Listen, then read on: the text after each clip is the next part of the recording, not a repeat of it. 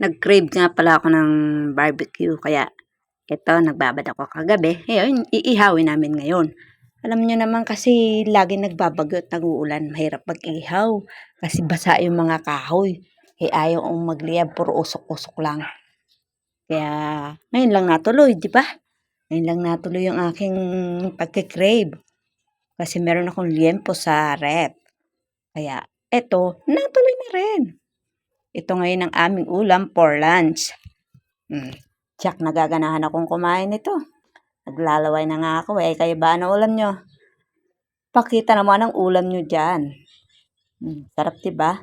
Ngayon kasi medyo umaaraw na kaya pwede na tayo mag-ihaw. Oh.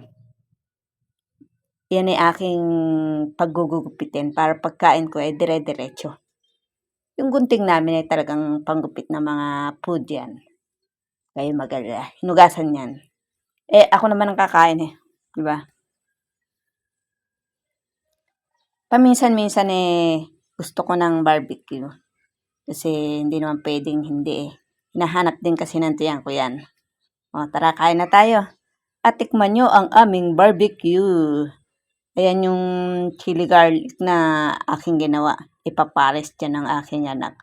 Ako ay sa toyo at kalamansi. Okay na ako doon. Okay na to, kainaan. Kain na. Ano pa hinihintay nyo? Kumain na rin kayo. Para sabay-sabay na tayo. Salamat sa mga